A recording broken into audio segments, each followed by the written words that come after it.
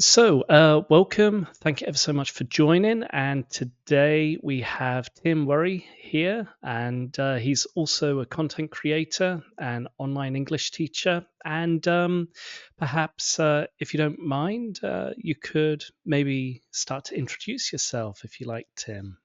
Yeah, my name's Tim Warre. I'm based in Barcelona. Been here for 14 and a half years now. Originally from the UK, came to Barcelona, 2009, thinking of, doing a TEFL and then going and traveling the world, but ended up staying here because it's a very easy place to stay. At the moment, I'm a content creator for Twenix, which is a company that offers online business English classes. And then, I also teach in an academy here in Barcelona and a little bit of online teaching as well. You mentioned that you got into English teaching. Could you maybe tell me a little bit more about how you got into it? And you mentioned a TEFL course, and then you're in Barcelona, yeah? So, 2009, I was back in Devon, where I'm from in the UK. I went to university in Bristol and studied drama, which has been quite useful for being an English teacher. After uni, I went back to Devon to stay with my mum for a bit, pay off some uni debts, and some friends came it's two friends of mine, very close friends, who'd been traveling around South America. They'd been he's a journalist now, and he'd been writing reviews for hostels to stay in hostels for free, doing the classic traveling around all South America. They came back to Devon and they said, we're not ready to be back in the UK. We're going to go to Barcelona and do a TEFL course. So random conversation with them led me to sign up for the same TEFL course as my friend. So it sort of kind of fell into English language teaching, as a lot of us do, I think. Really took to it straight away. Did a sort of TEFL course here that was not a proper TEFL course. I didn't do the CELTA. I ended up doing the Delta eventually, but did sort of a cheap knockoff one. Which is kind of how the industry was, or maybe the industry still is a bit like that back in 2009. And then, I'd had friends who had done a bit of TEFL before. A good friend of mine ended up in Korea, actually in South Korea, teaching. And so I'd kind of had that idea in my head of do the TEFL course and then go to Korea, go to China, go travel the world. But, met my wife and settled down in Barcelona. So that was my route. So fell into it. All right. Well, obviously the industry's evolved and developed since the early, mid, late 2000s, and online English teaching has become more regarded and respected as a professional route into English teaching. So, how about yourself?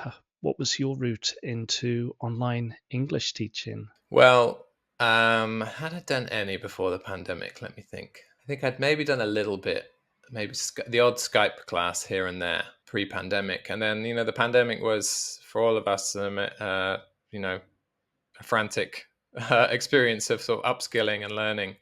I think I was working at International House, Barcelona at the time. One of my colleagues, Helen Armstrong, she was the one charged with teaching everybody how to use Zoom at very short notice. And we had this crazy Zoom meeting with 60 people all being taught how to use Zoom, which I think was a lot of people's experience of it.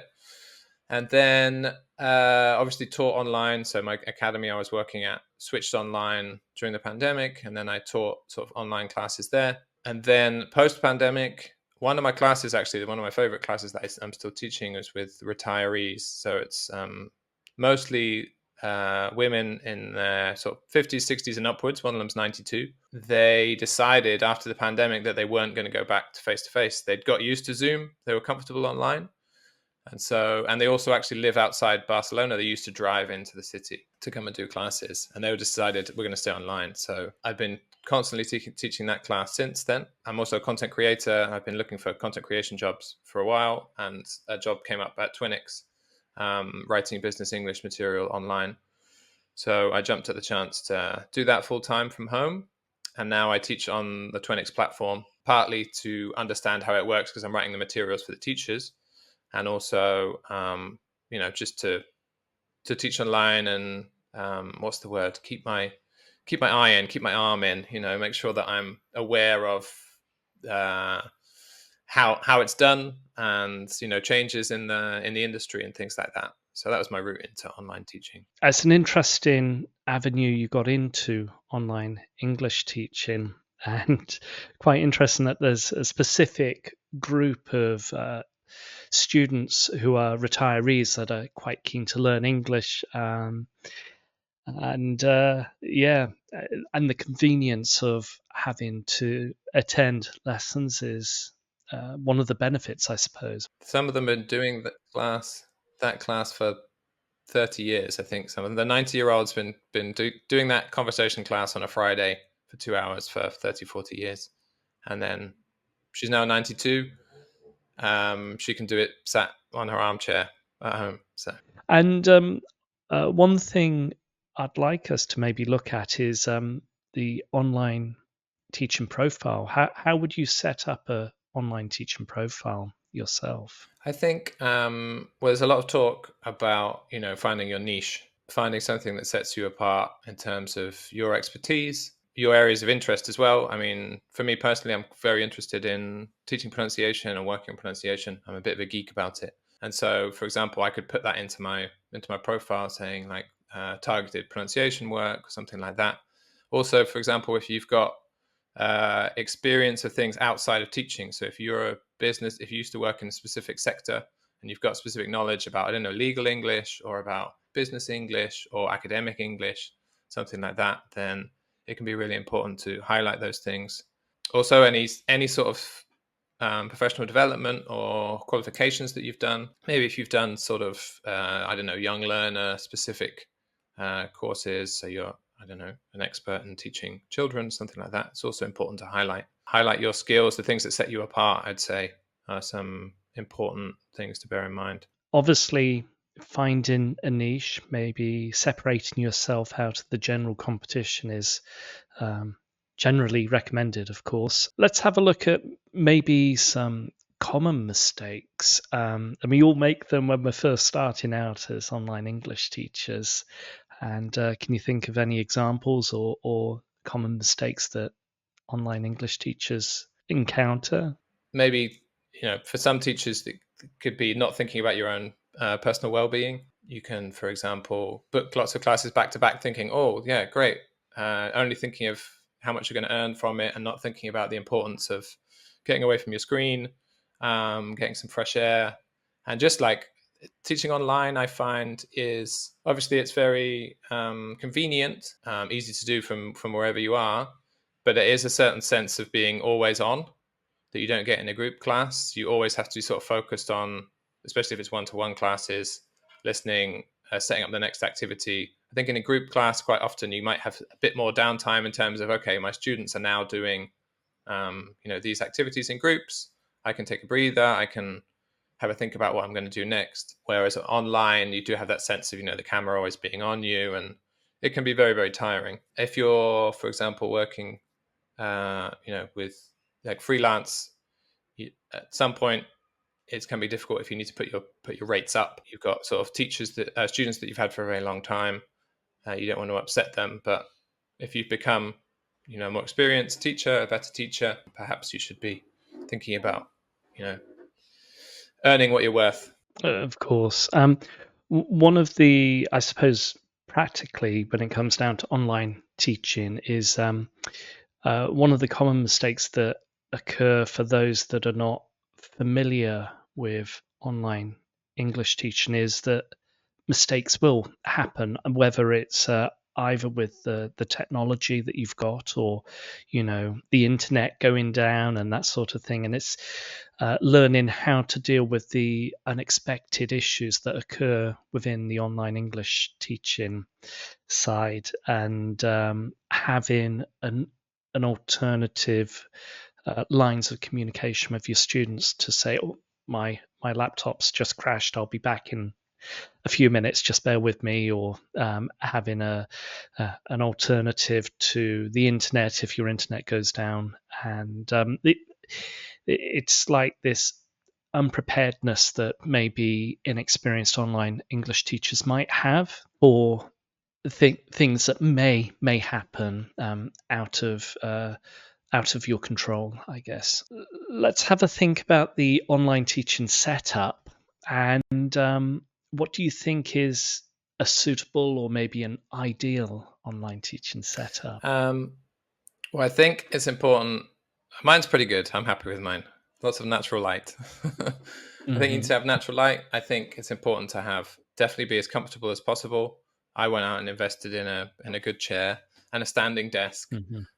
I understand that not everybody can do this, but they're getting cheaper. If you can invest in a good microphone and a good camera, I mean, most of the microphones and cameras on modern laptops are pretty good, but you can upgrade to a certain extent. I think it's definitely important, especially for a microphone. You want to make sure your students are hearing you well, especially if you're working on things like pronunciation.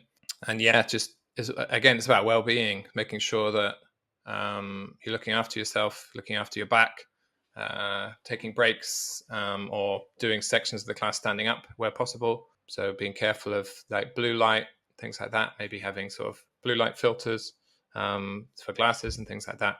I personally, for me, when I first started online teaching, all I had was just my laptop and maybe my Bluetooth headphones. And then slowly I started to build from there. And Me too.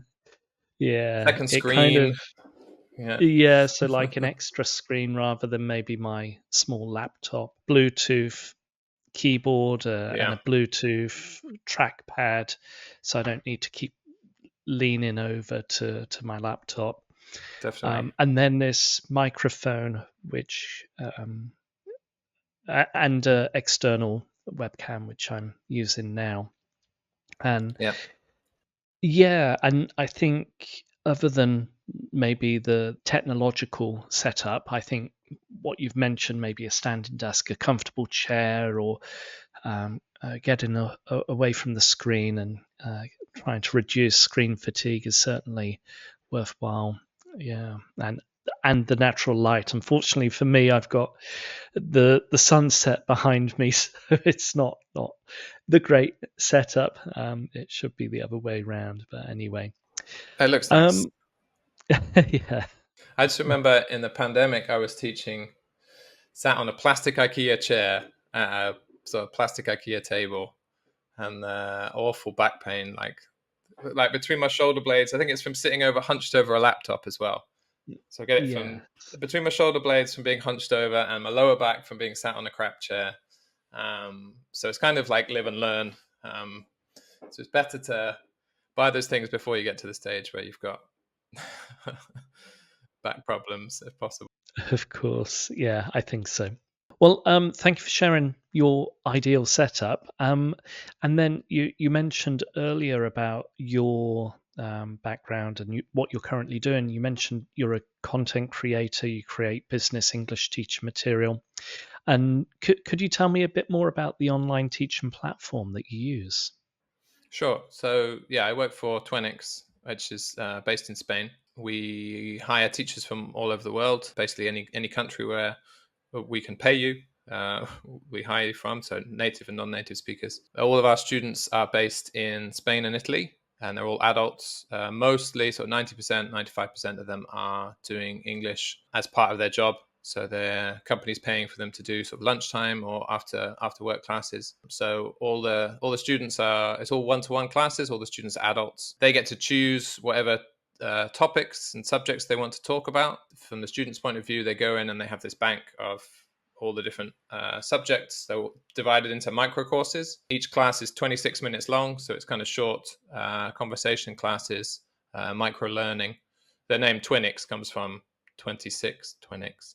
And then for the teachers, basically, it's good because it's very, very flexible. It's ultra flexible. They can open up slots in their timetable whenever they're free, and then the platform automatically matches them with students who want to take classes at that time. So from the student's point of view, each class they're going to have a different teacher because they're basing it on sort of their availability. And then the teacher goes in before the class. They have a look. They can click on the student's profile and see what they did in the last class, the errors they made, the new vocabulary that they learned, sort of pronunciation issues they had, and then the teacher comes in, teaches the next class, can refer back to the data from previous classes. So yeah, my experience of teaching on the platform, it's always interesting to speak to different people because it's randomly paired with somebody who could be working in one sector one day and another sector another day. They choose different topics. So, for example, one class you could be talking to someone about their favorite films. The next class you could be talking to someone about market research or about I don't know, hedge fund management and things like that. So it's definitely eclectic in the things that you talk about. And the students are very keen to talk. I mean, they're Spanish and Italian, so they like talking. Bit of a stereotype, but it's true mostly. For the teacher's point of view, it's very flexible. There's very little prep. So the idea is that the teacher logs in a couple of minutes before the class, has a quick look at the content. It's typically a list of questions or communicative tasks. And then they can go straight in and teach the class. And then they just need to do feedback afterwards, 2-3 minutes filling in a feedback form, and then they can teach another class straight away. So no lesson prep, no homework to mark. It's just focused on conversation and correcting students' mistakes, and not just correcting the mistakes, also giving them some positive feedback, things like that. So if you really want to focus on specifically just teaching and working on speaking skills, then I think it's a great option. Thank you for sharing. We're going to move on to our next topic, and I suppose this would be maybe professional development. For us, what sort of opportunities are there for established teachers now continuing their professional development? There's so much online now. I think if you're just scrolling through LinkedIn, I'm always getting, if you're following the right people, you're always getting hundreds and hundreds of invites for various different webinars and things like that. I can see how it could be intimidating for newly qualified teachers to kind of pass it and think, okay, which one should I go to? But in terms of the opportunities that are out there, there's just so much in forms of webinars, in forms of videos already uploaded to YouTube. I remember one that really opened my eyes was Adrian Underhill's talk about pronunciation. Got me really into it and really interested in it. The way he talks through it's a really good video where he talks through the whole of the phonemic alphabet and explains why it's laid out the way it is, and gets the attendees to explore the way their mouths move, the way their tongues and their teeth move, all about. It's all very, very, very practical. I think I remember the video. It's a classic video of Adrian Underhill. The quality, I suppose, is comparative to the age of the video, but the content, the quality of the content is certainly great. I found it invaluable, and I've shared this before on my previous videos about getting into pronunciation and teaching pronunciation. It took me many years to start to feel comfortable about teaching pronunciation. I went to a pronunciation event, a workshop by Adrian Underhill himself. I really enjoyed it, and then I discovered the video just to try and remind myself about the phonemic alphabet, the phonemic script, and then I decided, right, well, I'm going to dive into pronunciation, and like yourself, I'm very keen for learners, regardless of their age, to learn about the phonemic script, and pronunciation overall, and the different skills of pronunciation. And it was one video, the video that you originally mentioned, that I suggested to my fellow teachers as part of their professional development within a language school that I was working with in the UK in Eastbourne. I was very keen for these fresh English language teachers to develop the confidence to teach pronunciation. Very daunting, definitely. There's Mm. a good book I've just got right next to me because I'm using it at the moment. The Book of Pronunciation. I don't know if you know this Yeah, one. yeah, I'm using this absolutely. one. I've got that as well. Yeah. I'm using it with that French It's student I was talking about. It's fantastic. it's by Tim Bowen, is it? And Jonathan Marks and Tim Bowen from yeah, Delta Publishing. Very, very good. yes. I've got a question here about podcasts. So, what sort of podcasts would you recommend English teachers to consider listening? There was one that I listened to, which is Teacher Talking Time. Do you know this one? Hmm. Yep. Which is good. with Leo Gomez and Mike and Andrew, and they have interviews. They've got some pretty big sort of names from English language teaching to come on and interview them. They had one with Paul Nation, who's like very important figures in vocabulary learning, and Bill Van Patten, academics who know what they're talking about. And they had Lara Brafonsky as well, who was talking about task-based learning. They have these in-depth conversations with different practitioners. It's a good introduction to different elements. I think it comes out every month. There's a wide selection, and as you mentioned, for new English language teachers, it can be a bit overwhelming to have quite a wide spectrum of resources being published quite regularly on LinkedIn or Facebook or the podcasts and that sort of thing. There's one on Facebook, the TEFL Development Hub, if you know this one. Oh, yes. Run Yes, I by do. Teresa Bestwick. They have lots of... you can join it. It's a private group, but Teresa lets everybody in. They do lots of webinars. So they do a webinar every couple of weeks. And then they have the videos of all the old webinars on there. So you can scroll back through. They're very good. Yes, I've got the website here actually, which I'll just share, and I can see that there's a variety of things that are happening: webinars, Wednesday questions, virtual library, members, and that sort of thing. So there's certainly a lot of content available for those that are seeking to develop professionally. So thank you for sharing. Let's look at it on the other side of things. So what sort of tips do you have for teachers who want to get into content creation? It might be a long road. It was a long road for me. So I started my blog back in 2013. I originally just started it mainly for me, just to have a place where all my materials were, because I was creating lots of materials. I had one conversation class, not the one with the retired ladies, but a different one. And I had to create materials for them every week. And then it was the same group of students year after year, so I could never repeat anything. So I was constantly on Friday frantically searching for conversation materials. So I just started, I think it was pre-Google Drive days. So I just started posting anything I created immediately onto the blog. So then I could access it in the classroom. So I could just go to the blog on the computer in the classroom and bring up the materials. And then it kind of snowballed from there. So I would say I definitely recommend blogging to people who want to get into content creation. I know that there's a few teachers who I saw coming through their CELTA sort of in 2020 that I know of are now kind of moving into blogging as they gain more experience and creating some good content. So it's definitely a good way of building up a portfolio of content that you've created. My blog's definitely been helpful in that sense. So it definitely helped me get content creation jobs, because you can say, when you're applying for content creation jobs, this is my portfolio, check it out.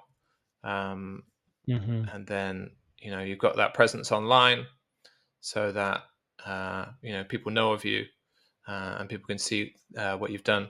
Other routes into content creation, if you're going freelance, there are sort of there it goes, lots of ads on it, sorry about that. There's another one called amazy.uk. I don't know if you know this one. It's pretty good. It's like a online community where you can log in and create your own lesson plans and share, take lesson plans when you need lesson plans, and also upload your own lesson plans. And it's all customizable. And when you upload a thing, it's like the marking in there is automated and things like that. They've just won an award actually in some recent ELT awards in the UK for best new website, something like that. So that's it's a good way of sharing your materials and building up a name, like a portfolio and a name for yourself as well. And then there's other things you can do. So if you're freelance, there are various websites where you can, I think you pay sort of like 50 euros or something to appear there, and then publishers will approach you and say, you upload your profile there saying what sort of things you specialize in. I specialize in developing exam preparation materials, for example. And then if they are looking for a writer for that, a route into publishing is quite often you start by writing teacher's notes. So Hmm. before being sort of let loose on writing a textbook, you might be asked to create, for example, those extra photocopyable materials at the back of a teacher's book, Hmm. or working on a workbook exercises, or Hmm. writing, for example, the teacher's book instructions. So as soon as you can get your foot in the door on anything like that, that could then lead on to eventually working on textbooks and things like that. Other routes are Mm. kind of teachers pay teachers is another one. So you can upload your PowerPoints or your work handouts and things like that and put them on teachers pay teachers. And then people will come along and pay you, Hmm. you know, $2 to download your PowerPoints if they're good Yes. quality. I've never actually done it myself. Have you ever done teachers pay teachers? I've not done teachers pay teachers myself, but I can see that, if I just share my screen again, it seems a very popular Mm, website, with all the different types of resources available, either for those that are teaching the sciences or the main school, yeah. or for those within the English language teaching Hmm. industry. I know there's a few Um, influencers who do like videos of them teaching a class, for mm, example, with mm, young mm, learners, and then they show you how to use the materials, and then they link to their teachers pay teachers at the end, and say, hey, if you want the PowerPoint from this lesson, you can buy it from mm, me, and they're normally very cheap, just a couple of dollars. yes. So that's one way as well to get your materials out there.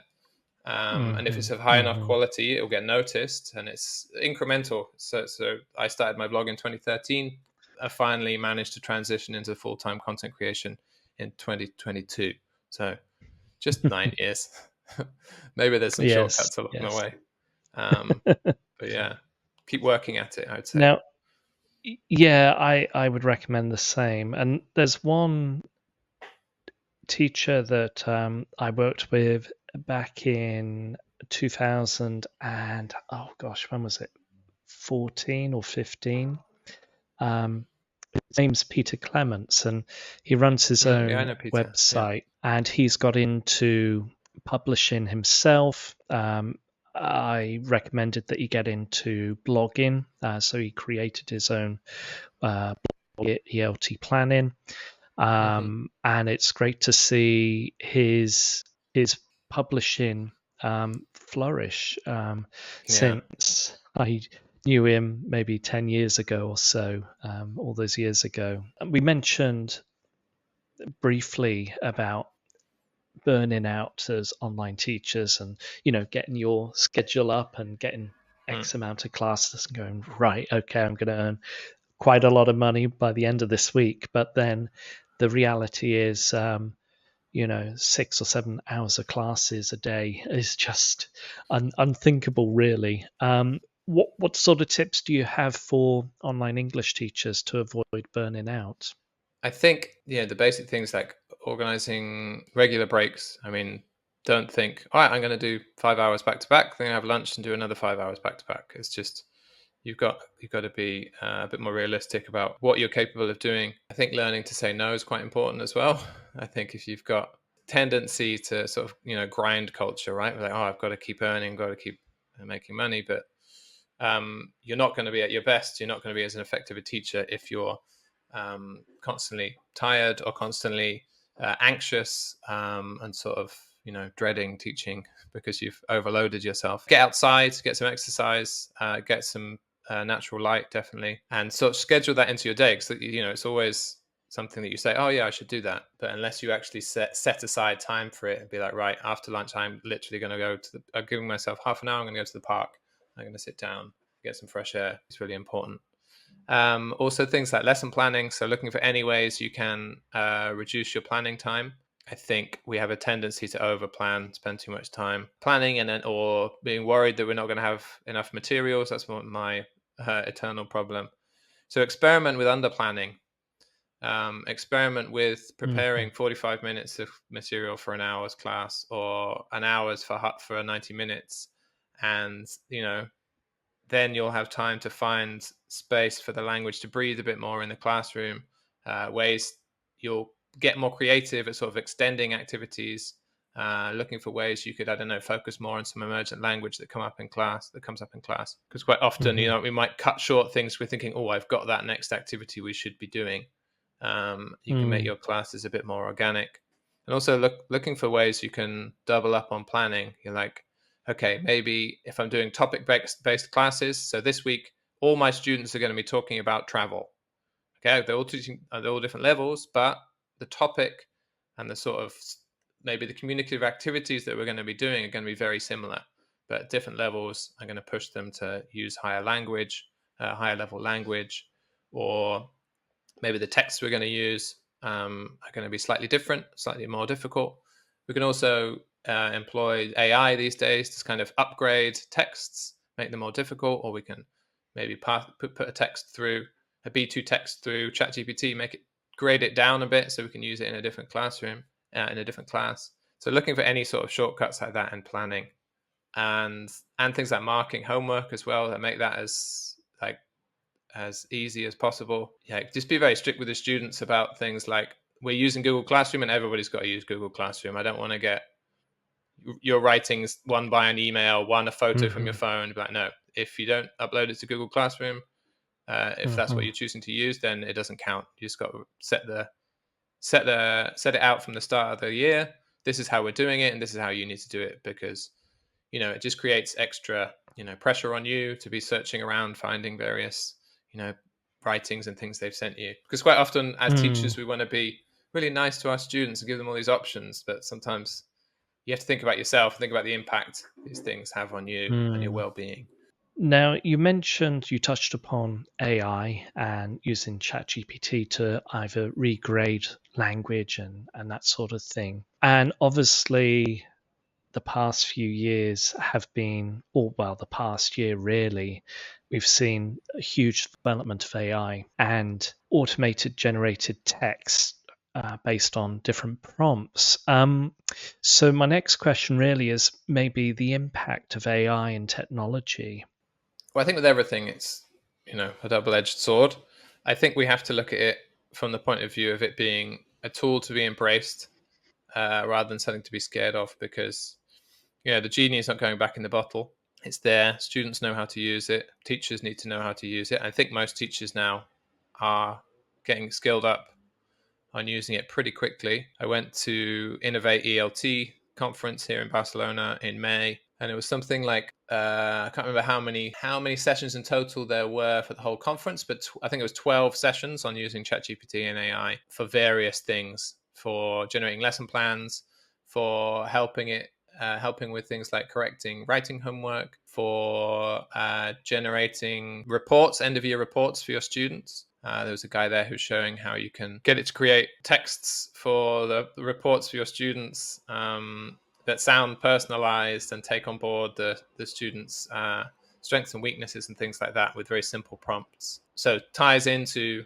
reducing burnout and reducing the pressure on teachers. So it's very interesting, obviously scary, but I'd say exciting in some ways. There's some things that I've been using it for. I mean, we use it a lot in Twenix now for generating materials, teaching materials, generating listening scripts, generating reading texts, generating grammar activities. It's still not quite there in terms of doing it itself. You need to have an editor behind it. You need to work with the prompts and prompt it to rewrite certain things. But in terms of how quickly we can produce content, it has been very, very useful in that sense. Something I've been using it for is creating, for example, TED Talk lesson plans.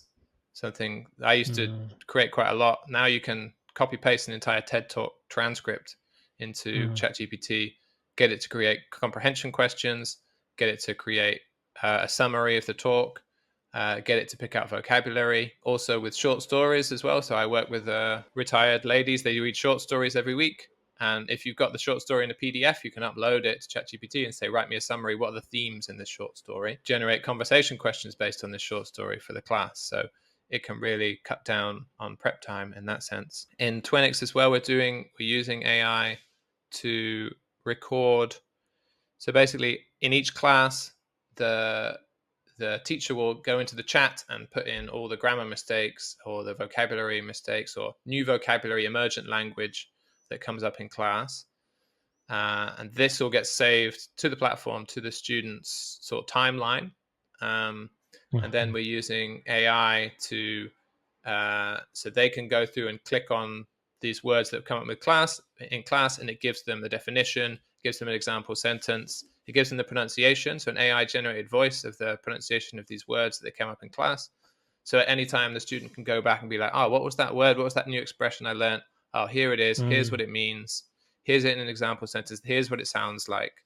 So it's very exciting as sort of a support tool for the learner and for the teacher, I think.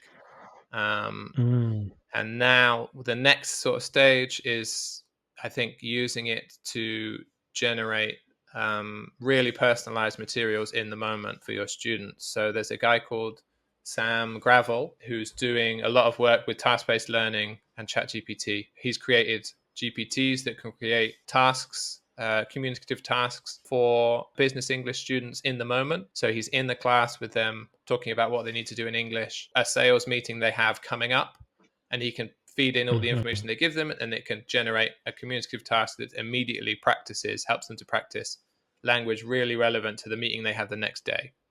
So I think it's really exciting opportunities in that sense. I think there's a great opportunity for those that want to try and incorporate this development of technology. Some of the issues I've had as maybe a teacher have been students relying too heavily on ChatGPT or AI generated text to replace some forms of writing, although this type of technology isn't there to replace written work that's been produced or the writing that students are required to produce, but it's merely there as a tool. And I think when the internet came about all those years ago, there was a sort of a recognition that the internet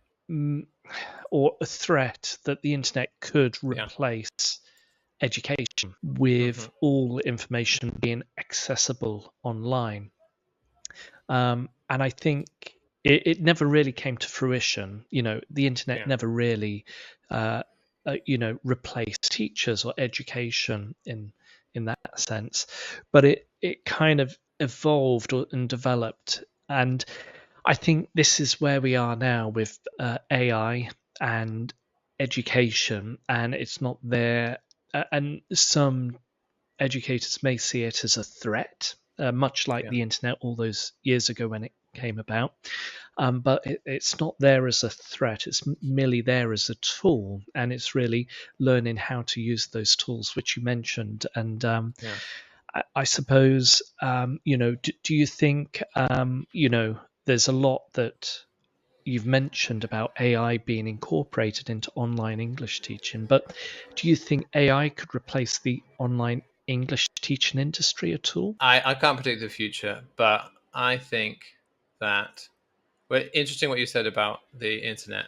I think the same things happened with lots of other technologies, right? In fact, going all the way back to writing, do you know that Socrates believed that writing would sort of poison your thought? So you should only think about philosophy with your brain. You shouldn't put it down on paper. So we've gone all the way back to no, writing's bad. So every technology that comes along, we have this reaction to it. Yeah. Obviously, this is complete paradigm shift in the idea of generating things. It's interesting because there's some research that has been carried out recently. Twenix carried out research on how students would feel about how they feel about AI, and 9 out of 10 students said they would prefer a human teacher. People want human connection in their classes. I don't know if the technology will get to the stage where it can do everything a human teacher can do in terms of the human side of things, the emotional side of things, reacting to nuances in people's language in the moment. And I think people are still going to want to have that human connection in class. And it's an opportunity for that that learning experience to be so much better because the AI can do some of the very important tasks very quickly, and especially in terms of personalizing, I think hopefully we'll move away from such rigid systems of, having to follow X book or X course that's really general, and only written to be as general as possible to appeal to so many markets, when we can immediately adapt materials to the specific needs and the specific context of a student. You see what I mean? Yes, Yeah. that's true. That's very true. Mm. And I suppose education, much like any form of interaction itself, is a social construct, and humans are social animals. We Yeah, and we need that human interaction. And definitely. no man is an island, and so we Exactly. need that interaction, whether it's through technology like now online, or face to face, regardless of the tools available. It's like here, the business English classes in companies in Spain. It's like they do it after their lunch. Maybe they're sipping a Hmm. coffee while they're doing it, talking about whatever topic they've chosen to talk about. It's a learning experience, but it's also a social experience, and also important, opportunity to connect with people, exactly as you said. I'm going to go and have a look at entrepreneurship. What is your take of entrepreneurship within the ELT industry these days? There seems to be like a big movement towards sort of teachers becoming teacherpreneurs. Is that how you say it? Taking a bit more, becoming sort of more like independent units and working more on developing their niche, as we mentioned before, building up their brand, building up their student base. I went to a really good talk at Innovate ELT, coaching teachers on how to be entrepreneurs and how to sort of maximize their income by moving away from sort of one-to-one classes in their freelance classes and moving back to sort of group classes, offering group classes to people, and things like moving away from things like charging per hour. So the idea of, my classes are this much per hour, and instead thinking about, no, this is a 3-month course, and I will help you get better at X, Y, and Z. Very specific targeted things based on the student's needs. So this student that needs to get better at giving business presentations will be like, right, this is a 3-month course on how to present for business, how to cover whatever communicative needs you need, and then being able to measure that and being able to say, hey, look, this was you at the start of the 3-month course, this is you at the end of the 3-month course. Put the value on that sort of development rather than on endless hour a week for an indefinite period. And then there's other people like Nicola Prentice, who's teaching teachers about investing, getting into investment, and sort of making sure that you've got stable income and money set aside for emergencies and money for the future, because it seems like a perilous industry in terms of income at sometimes. So it's good that there's sort of a movement towards helping teachers find sort of other revenue streams and becoming more stable and things like that. And I think that's, there's also online platforms like Twenix or other platforms that you can work with. And it's kind of a trade-off between how much do I want to put the effort into going freelance, building my brand, putting all this effort into it, versus working with platforms where they do a lot of that side for you. Obviously, there's a trade-off in the pay. That's a decision that teachers need to make for themselves. But like, for example, Twenix, you can do it as a side hustle. You can earn a little bit of money on the side, teaching quickly and easily, and then while you're working on getting the other things off the ground. It does remind me, for when it comes down to those that want to become online English teachers, to develop the skills necessary, I think online teaching platforms like Twenix and various other platforms give you that opportunity to develop rather than just dive in straight into freelance work. And we mentioned about the sort of common mistakes that maybe new online teachers make. And I think, as with any teacher, whether it's face-to-face or online, you need to go through a process of making mistakes and reflecting and learning on them, and then applying yourself a bit more and trying to circumvent these issues from occurring again.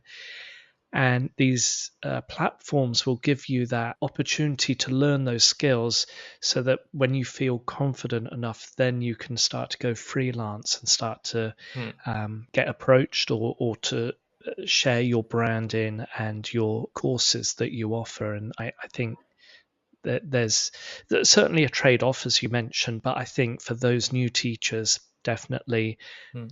learn the skills, Definitely. and then apply Mm. later on to what you want to do as well. Yeah. Because all the TEFL courses, I think CELTA and things like that are very focused on teaching adults. And you're learning Mhm, all these techniques for how to work with adults, get them talking, correcting their mistakes. And then quite often when you actually sort of turned loose into the wild, you're teaching teenagers, you're teaching young learners. mhm, Something quite good about Twenix is it's all adults and it's all one-to-one. So mhm, you immediately get the experience of listening to a learner speak and trying to correct their mistakes, which I've taught on TEFL courses before, and something that newly qualified teachers really struggle. They're like, I know that was wrong. I know that sounded wrong what they said, but I don't know why. And it takes them a long time to get into like, okay, that was a mistake because they pronounced it wrong. They stressed the wrong syllable in the word, mm. or this is because they're Spanish and they're using this word instead of that word. So just for exposure to learners and correcting their mistakes, I think it's extremely valuable to like build up those skills, exactly as you said. Absolutely. Now, you mentioned about investments and that side of things, and the other element of earning and investments is maybe passive income. And Mm. what sort of forms of passive income are there, do you think, for entrepreneurial English teachers these days? Well, definitely like the teachers paid teachers and websites like that can be very good. I think like some of the influencers I mentioned earlier, who have their videos where they show how their PowerPoint works and then they sell their PowerPoint. I think they make a decent amount of money, sort of just ticking along every month, few dollars from it every month. There's also, I can't remember the name of the websites, but you can create entire courses. So you could do a course, a webinar, basically like a screencast of you explaining some functional language. I don't know, how to make polite requests in English, and you can upload it to this website, and students can pay like $2 or something to watch it, and you can track how many people have watched it, and yeah, you can just slowly sort of money can tick in that way. Other options are things like, for example, on my blog, I started doing Google Ads based on the amount of traffic I'm getting. I get like a little bit of money every month. That's why there's lots of ads on the website. I'm sorry if they're annoying. Yeah, so there are lots of ways, and it's good things to sort of set up, put the time into them, Mhm. because yeah, it can add up over time. It can.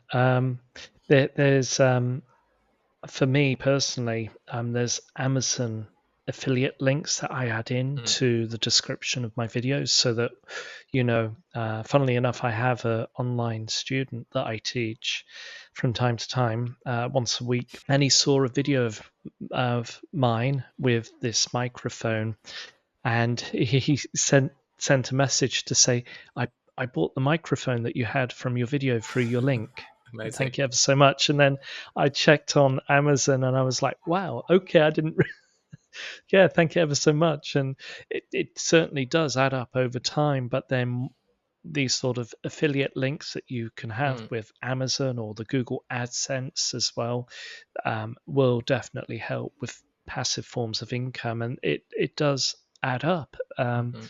And if you have multiple sources of passive income, whether it's teacher pay teachers or Amazon, Google Ads, Hmm.